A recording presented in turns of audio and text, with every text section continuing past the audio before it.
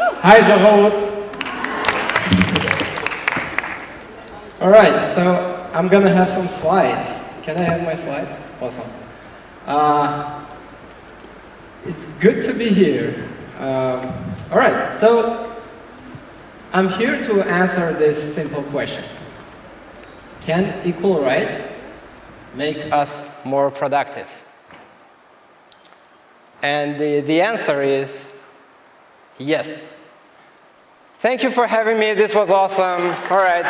Woo! All right. I have a couple more thoughts. So if you think of this, I'm just realizing I'm not going to be talking about equal rights and productivity. That's not the deep topic here. There's something more interesting. I know I'm supposed to tell something about me. I don't want to spend time on this, so I decided to describe my whole life in 4 emoji. So I was born in Armenia. It's funny, there was emoji in the original document. All right, so I was born in Armenia. I grew up in Russia. I have my company, my business in California, and I make money in Saudi Arabia. That's all about me. So what is it about equal rights and productivity? Think of cyclists. So if you think of these guys, to be here on this specific competition, they've put a lot of energy, right? They worked for years to achieve the results that put them in a row with the best of the best guys. Good job. And if you ask them what's the goal for them, why do they do this? They want to win. I mean, winning is their laser-focused thing, right? They do everything for the winning, and here they are. Here's the chance. They're putting all the energy right now to win, and we can see that in their faces. Let's take a look at another photo of cyclists.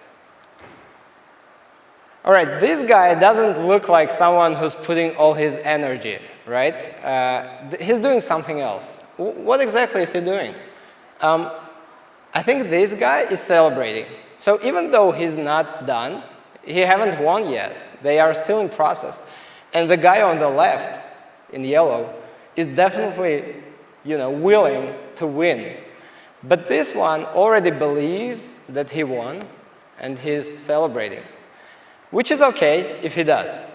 In many cases, cyclists do lose the competition this way. They celebrate too early, and something happens. Some of them fall from the bike. Some of them just don't see that the other guys are so close to winning. I can show you some more. And this one, you see the guy on the right? He's celebrating, and he doesn't even see that there is someone who already won him. And he still thinks he's a winner. In this case, something similar happens. I think in a half a second, he'll realize that it didn't work, right? And I love this one. The guy on the right, who was winning, he's like, what the hell happened? Why is this one ahead of me? And he won, right? This one won. So when we think of what happens in these cases, and we ask them, like, guys, I know, so you're celebrating, you want people's love, your loved ones are there in the crowd, and you want them to see how you won, and you've put so much energy, you achieved it. It's okay. I mean, everyone wants that. But if you ask them, what do you prefer? Do you want to win, or you want this love or something? They want to win. At the moment, they for sure will say, well, that celebrating is just something I did because I was winning, but my goal was winning.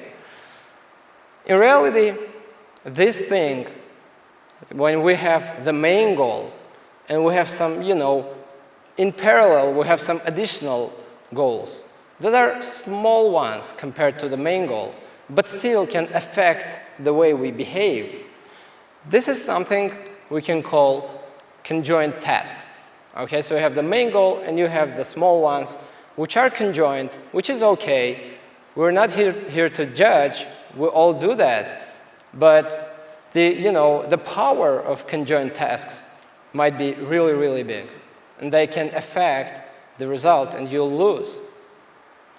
So if we think of conjoined tasks, we all have them. And having conjoined tasks is so natural for the human. Like, what's the problem? I do want this and this and this. But we don't want them to replace the main tasks. But that happens from time to time. And while I'm not against having conjoined tasks, there's something where real problems begin. And I think there's something to worry about.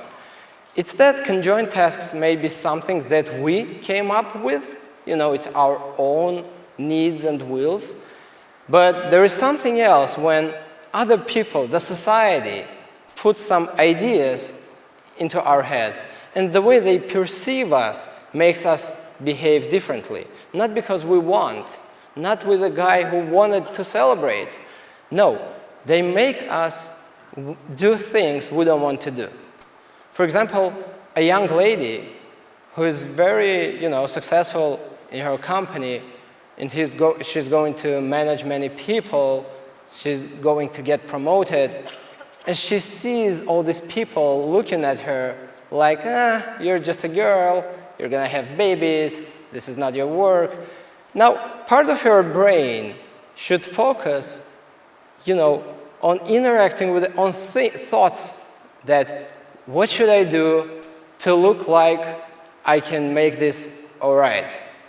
What do I do to be perceived just like the other guy, who is not better than me, but he's a guy, and people don't expect him to have his maternity leave or something. And we can call this a mental tax. Think of it. So part of our brains all the time is not doing the thing it's supposed to do. Part of our brains, for someone it's 5%, and for someone it's 50%, is solving these conjoined tasks that are not even created by us. It's been set by the society. And when we as a society do this with people, when we as a society put these wrong feelings in people, we raise their mental taxes. Now, the more mental tax this person pays, the less is his productivity, right? So part of your brain is not solving the main task, just like the cyclist. Part of your brain is now doing like irrelevant things that person even doesn't want to do, but they have to. So if you're having employees, you better create a culture in your company where people don't have many mental taxes. That way, they will bring more value to your company, right? And this is not about like companies. The most topic here, for sure, is happiness. I mean, person who has many mental taxes is not living his best life. He's doing things he doesn't want to do. And this is killing us from inside. So this is not about equal rights. This is not about productivity. This is about equal perception. In our culture, we don't perceive people equally. And that's a way more problem, higher, bigger problem than equal rights. Because equal rights is about laws or something, but equal perception is what we experience every day, at home, at school, in the office, in the cafes. Think of gay people. I talked to this lesbian couple in San Francisco, and they say that still, even though they are in the heart of Silicon Valley, for them, being gay is so hard. They see that people look at them, in a different way, and they need to behave the way that other people will not notice things, and that kind of stuff. All these things are what we can call mental taxes. And the higher those taxes, the less happiness, the less productivity. So what's about this? First of all, it's good for us. If we think of, if we realize that there is such thing as conjoined tasks and mental taxes, if we realize this, we can work with it, right? We can see when people are putting new mental taxes in our heads, and we can keep ourselves safe. We can try to be safe from it. We can go to therapy and work with those things there, and so on. We can interact that and keep us happy and safe.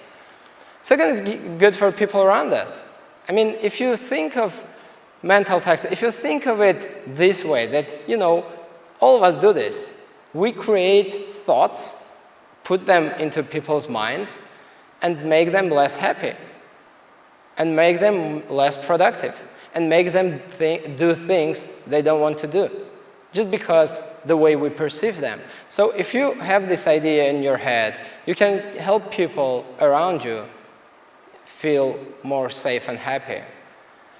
And most importantly, this is about the future of humanity. If you think of what we are, how we interact with each other, everything we have is the culture. So humanity has the culture, and our culture changes all the time. You know, in the United States 60 years ago, black people were not supposed to be people. They had separate buses or something, and that was the culture. If you were born in that culture, you were one of the guys who were saying that black people can't go in the same toilet as I, which is like what it was. Good news is that we're not there, but we have still a lot to do. You know, we have a long run in terms of growing our culture, and I think that mental taxes is one of the key things that should be evolving in humanity's culture, because the better culture, the better future we create for the future generations and for our kids. If we learn to let people be themselves by perceiving them equally, we create healthier, more productive generations of people who will be able to achieve even more than we achieve. Thank you.